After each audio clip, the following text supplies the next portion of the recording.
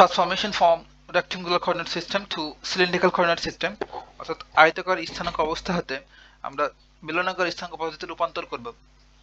এখন এই rectangular coordinate system বলতে কি বোঝায়? আমরা যে কার্তেশিয়ান কোঅর্ডিনেট সিস্টেম পড়ছিলাম, কার্তেশীয় স্থানাঙ্ক ব্যবস্থা, সেটার এক্সটেন্ডেড ভার্সন বলতে পারেন rectangular coordinate system. 2D space থাকলে আমরা কার্তেশিয়ান কোঅর্ডিনেট সিস্টেম বলি, আর 3D হয়ে গেলে সেটা হয়ে যায় রেক্টেঙ্গুলার কোঅর্ডিনেট সিস্টেম। একটু যদি দেখাই,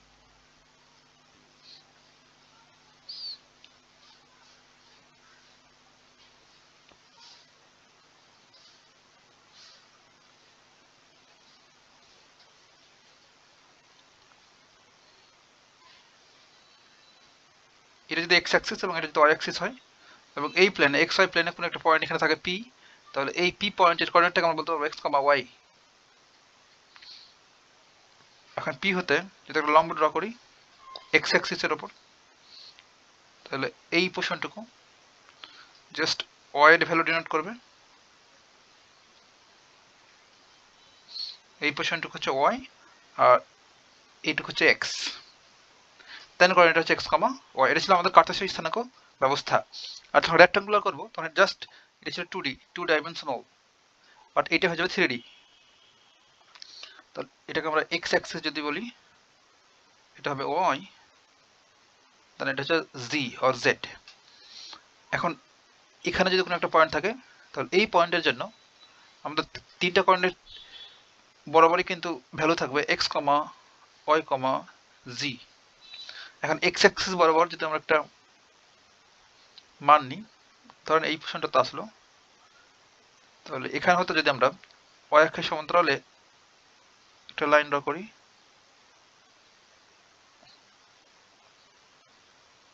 ওকে, দেন এখান হতে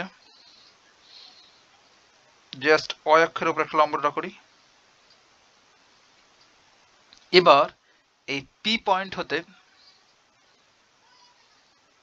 এই পোর্শনে যেখানে ছেদ করলো এটা বরাবর একটা লম্ব ড্র করলাম, প্রজেকশন বা লম্ব অভিক্ষেপ। ওকে, তাহলে দেখেন তো ভাই, আমাদের এই পোর্শনটুকু কি এক্স না?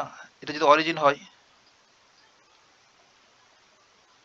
তাহলে এটুকু হচ্ছে এক্স, এক্স অক্ষ বরাবর আসলাম, আর এই বরাবর আসলাম ওয়াই অক্ষ বরাবর, এই পোর্শনটুকু হচ্ছে ওয়াই। তাহলে এইটা এটা যে সমান্তরাল এবং সমান, সেহেতু এটা হবে ওয়াই, আর এই পোর্শনটুকু এটা সমান্তরাল এবং সমান, এটা হবে এক্স। আর তাহলে এই লম্বা লম্ব হয়ে আছে, এটা হচ্ছে জি অর জেড। দেন আমরা পি পয়েন্টটাকে ফাইন্ড আউট করতে পারবো। এটা ছিল রেক্টেঙ্গুলার কোঅর্ডিনেট সিস্টেম। এখন আয়তাকার স্থানাঙ্ক ব্যবস্থা কেন বলে? কারণ আপনি যদি এই নিচের ফিগারটাতে একটু লক্ষ্য করেন ভাই, দেখেন আমরা যদি জাস্ট এই লাইনগুলোকে ড্র করে ফেলি 3D তে, এখানে দেখেন একটা আয়তক্ষেত্র তৈরি হয়ে গেছে। আয়তক্ষেত্র বলতে কি বোঝায় ভাই? বিপরীত বাহুগুলো পরস্পর সমান ও সমান্তরাল, তবে সেটাকে আমরা আয়তক্ষেত্র বলি। এই যে হয়তো বুঝতে পেরেছেন। এখন আমরা এই পি পয়েন্টটাকে যদি ধরে নিয়ে সিলিন্ড্রিক্যাল কোঅর্ডিনেট সিস্টেমে নিয়ে যাই, তবে কিভাবে চেঞ্জেসটা হবে সেসব নিয়ে এখন ডিসকাস করব। আর এই সিলিন্ড্রিক্যাল কোঅর্ডিনেট সিস্টেমটা আমরা ইউজই বা কেন করব সেটা একটু বোঝার ট্রাই করি। যে ধরেন এটা হচ্ছে একটা সার্কেল, এটা হচ্ছে এক্স অ্যাক্সিস এবং এটা হচ্ছে ওয়াই অ্যাক্সিস, এবং সার্কেলের এখানে যদি কোনো একটা পয়েন্ট থাকে পি, তবে এই পি পয়েন্টটার কাছে যদি আমরা পৌঁছতে চাই, তবে আমাদের এক্স অ্যাক্সিস বরাবর খানিকটা দূরত্ব অতিক্রম করা লাগবে। ধরেন এই পর্যন্ত আসলাম এবং ওয়াই অ্যাক্সিস বরাবর এই পর্যন্ত গেলাম, দেন আমরা পি পয়েন্টটাকে ধরে ফেলতে পারবো। ধরেন পি পয়েন্টের কোঅর্ডিনেটটা হচ্ছে এক্স কমা ওয়াই, তাহলে লম্ব ড্র করে ফেলতে পারি এখানে। ওকে, এটুকু হচ্ছে এক্স এর ভ্যালু, এটা যদি অরিজিন হয় এটা হচ্ছে Y.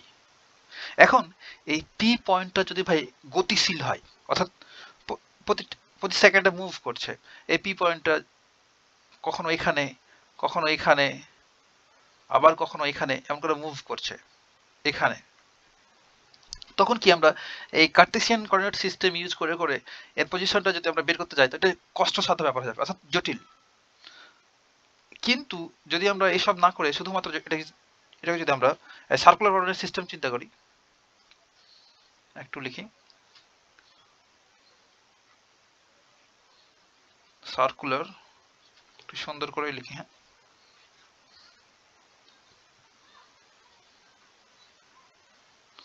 Circular coordinate system.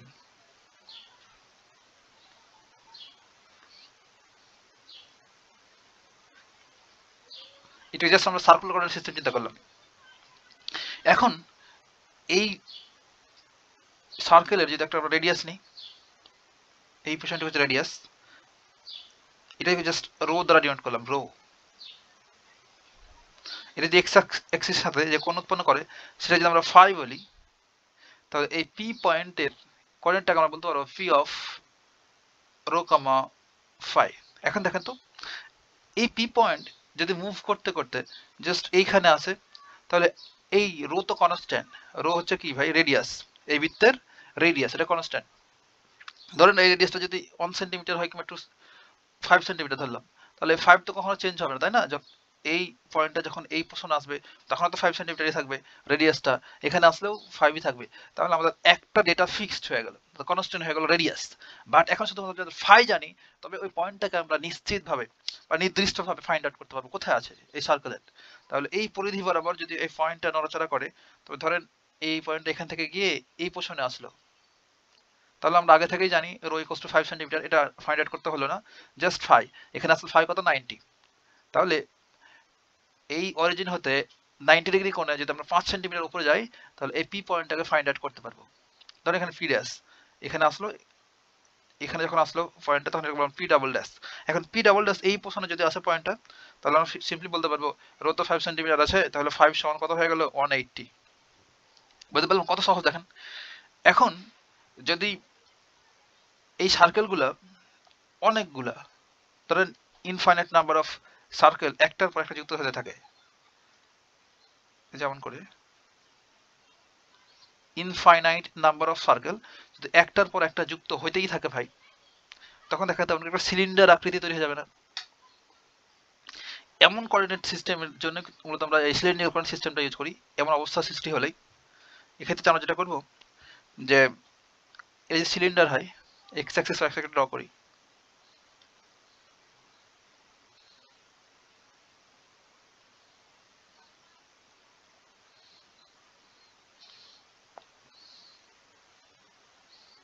Just cylinder,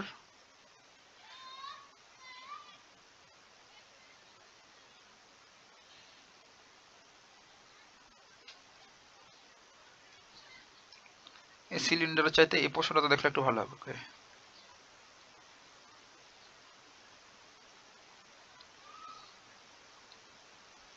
দেখেন এখন এই সার্কেলগুলো একটার পর একটা যদি আমরা পরস্পর যুক্ত করতে থাকি তখন এমন করে একটা সিলিন্ডার তৈরি হয়ে যাবে। এক সেকেন্ড, ওকে, এভাবে করে একটার পর একটা সার্কেল যুক্ত হচ্ছে, যুক্ত হইতে হইতে আমাদের এমন একটা সিলিন্ডার তৈরি হয়ে যাবে। তো এক্ষেত্রে কি হবে, শুধুমাত্র নতুন একটা আমরা আজ পাবো, সেটা হচ্ছে জাস্ট হাইট।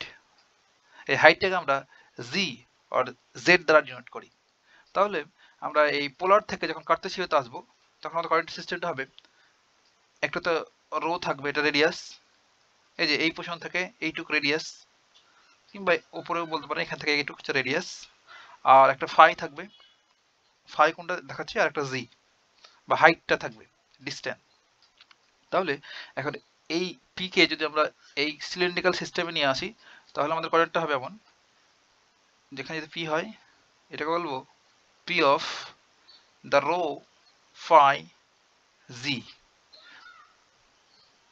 তাহলে রো কোনটা, ফাই কোনটা, জি কোনটা, সেটা আমরা এখন আইডেন্টিফাই করবো। তার জন্য আগের মতো করেই জাস্ট এক্স অ্যাক্সিস বরাবর, এটা হচ্ছে এক্স অ্যাক্সিস, ওয়াই, এটা হচ্ছে জি অর জেড। এক্স অ্যাক্সিস বরাবর যদি এই পোর্শনটাকে আসে আমরা, তাহলে এখানে একটা জাস্ট লম্ব ড্র করবো এক্স অ্যাক্সিসের ওপর,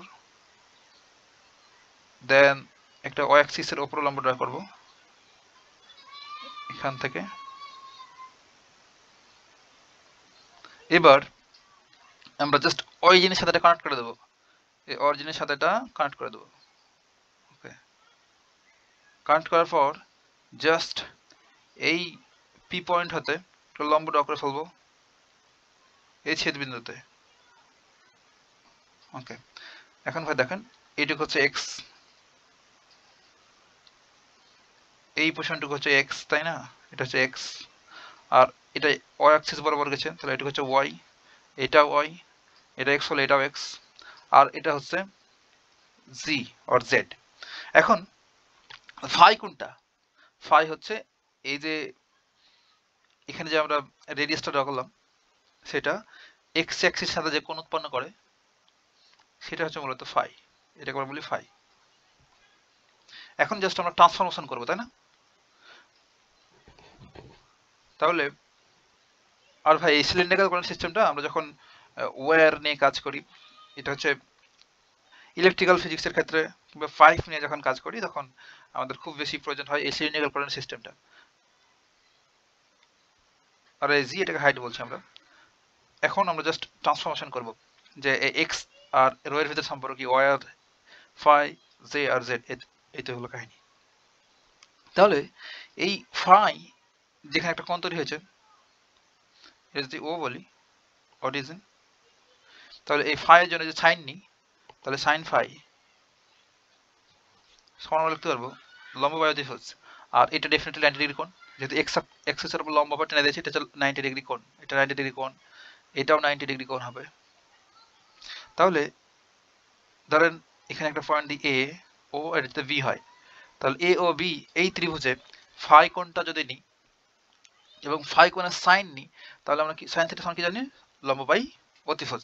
তাহলে লম্ব কোণটা এই 90 ডিগ্রি কোণের সাথে যেটা থাকে সেটা লম্ব, তাহলে ওয়াই হচ্ছে লম্ব, তাহলে ওয়াই আপন অতিভুজ, তাহলে অতিভুজ কোনটা, এটা জাস্ট লম্বের অপোজিটটাই হচ্ছে অতিভুজ। তাহলে ওয়ের অপোজিট কি ভাই, ও ভি, আর এটাকে জাস্ট আমরা রো দ্বারা ডিনোট করি, রেডিয়াস রো, বুঝতে পারলাম? তাহলে ও আর ভি এটা ডিসটেন্স হচ্ছে রো, তাহলে সিম্পলি লিখতে পারবো sine phi equals to Y upon rho. তাহলে এখানে আমরা ইমপ্লাস দ্যাট লিখতে পারবো, ডান পাশটাতে লিখি, তাহলে ওয়াই ইকুয়ালস টু হলো রো সাইন ফাই, তো আমাদের একটা ট্রান্সফরমেশন হয়ে গেল। এবার যদি আমরা এই ফাই কোণের জন্যই আবার কজ নিই, তো কজ ফাই ইকুয়ালস টু আমরা লিখতে পারবো কবরে ভূতলে, তাই না, ভূমি বাই অতিভুজ। তাহলে ভূমি কোনটা, এইটা ভূমি, তাহলে ও এ এটা হচ্ছে এক্স, আর অতিভুজ তো এই রো, ইমপ্লাস দ্যাট এখানে আমরা এক্স ইকুয়ালস লিখতে পারবো rho cos phi, rho cos phi. এখন ফাইনালি আমরা দেখেন এই জেড, এখানকার জেড যা, এখানকার জেডও তা, তাহলে জেড ইকুয়ালস টু জেড, তাহলে সিম্পলি লিখে দেবো জেড ইকুয়ালস টু জেড, আমাদের ট্রান্সফরমেশন হয়ে গেল, বুঝতে পারলাম? তাহলে আমরা এখানে কি করলাম ভাই, এই সিলিন্ড্রিক্যাল কোঅর্ডিনেট সিস্টেম থেকে আমরা এই পোলার কোঅর্ডিনেট সিস্টেমে চলে আসতে পারলাম, এখান থেকে এখানে আসলাম। এবার যদি এই রেক্টাঙ্গুলার কোঅর্ডিনেট সিস্টেম থেকে, রেক্টাঙ্গুলার কোঅর্ডিনেট সিস্টেম থেকে যদি আমরা এই সিলিন্ড্রিক্যাল কোঅর্ডিনেট সিস্টেমে আসি, তবে কি করব, ভেরি সিম্পল, একটু কাজ করা লাগবে।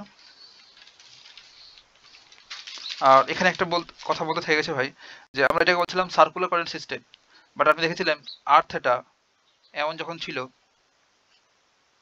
তখন এটাকে আমরা বলতাম পোলার কোঅর্ডিনেট সিস্টেম। তাহলে পোলার কখন বলবো, পোলার তখনই বলবো যখন এই রো বা এই রেডিয়াসটা আর এর থেটা বা এই ফাই যখন দুটো চেঞ্জ হবে, অর্থাৎ দুটো পরিবর্তনশীল হবে, তখন সেটা আমরা বলি polar coordinate, polar coordinate. But যদি এমন হয় যে এই রেডিয়াসটা স্থির হয়ে গেছে, দেখেন এখানে এই রো সবসময় 5 সেন্টিমিটারই ছিল, যেহেতু একটা নির্দিষ্ট বৃত্ত বা সার্কেল, তার জন্য এটা আমরা বলছি সার্কুলার কোঅর্ডিনেট সিস্টেম। বাট আরও যদি চেঞ্জ হয়, আর এবং থেটা এই দুটো যদি পরিবর্তনশীল হয়ে যায়, চেঞ্জ, তখন সেটাকে আমি বলি পোলার কোঅর্ডিনেট সিস্টেম। হ্যাঁ, তাহলে আমাদের এটা ছিল পরিবর্তন। এখন আমরা জাস্ট পোলার থেকে আমরা যদি এখন এই এটা ইউজ করে এক্স ওয়াই জেড বা এক্স ওয়াই জি এসব ইউজ করে যদি আমরা polar as a cylinder coordinate system আসতে চাই, তো কি করবো, ভেরি সিম্পল, জাস্ট এইটার জন্য এই এ ও বি এই ত্রিভুজের জন্য আমরা পিথাগোরাস সূত্র ইউজ করবো, অতিভুজ স্কয়ার সমান ভূমি স্কয়ার প্লাস লম্ব স্কয়ার, তাই না? তাহলে রো স্কয়ার সমান হচ্ছে আন্ডার রুট অফ ভূমি বলতে এক্স এক্স একবারই লিখে ফেলি, জাস্ট লিখি X square plus Y square. এই যে ত্রিভুজের ক্ষেত্রে ভাই ও এ ও বি এই ত্রিভুজের ক্ষেত্রে নিলাম অতিভুজ স্কয়ার সমান ভূমি স্কয়ার প্লাস লম্ব স্কয়ার, দেয়ারফর যে রো ইকুয়ালস টু হলো under root of X square plus Y square, তাহলে আমরা রো পেয়ে গেছি। আমার ফাই লাগবে, ফাই এটার জন্য ট্যান নেব, ভেরি সিম্পল। তাহলে ফাই ইকুয়ালস টু হবে ট্যান ইনভার্স ট্যান থিটা সমান, একটু সুন্দর করে লিখি, ওকে, ট্যান ফাই ইকুয়ালস টু হলো লম্ব বাই ভূমি, তাই না? তাহলে ওয়াই আপন এক্স, এটা হচ্ছে লম্ব এ বি, আর ভূমি হচ্ছে এ ও অর্থাৎ এক্স। তাহলে আমরা দেয়ারফর যে ফাই ইকুয়ালস টু লিখতে পারবো ট্যান ইনভার্স ওয়াই আপন এক্স। এখন আমাদের লাগবে জেড, জেড তো আমরা জানি জেড ইকুয়ালস টু জেড, তো ট্রান্সফরমেশন হয়ে গেল। এইটুকু হচ্ছে আমাদের ট্রান্সফরমেশন। আমাদের ম্যাথ করার সময় এই পোর্শনটুকু খুব বেশি লাগবে, এটা খুব বেশি ইউজ হয় না, বাট এটা লাগবে ম্যাথগুলো করার সময় আমাদের চ্যাপ্টার। এতটুকু হয় ট্রান্সফরমেশন আমরা দেখলাম। এখন একটু পরে আমরা ম্যাথ শুরু করবো, কথা নেক্সট টিউটোরিয়াল।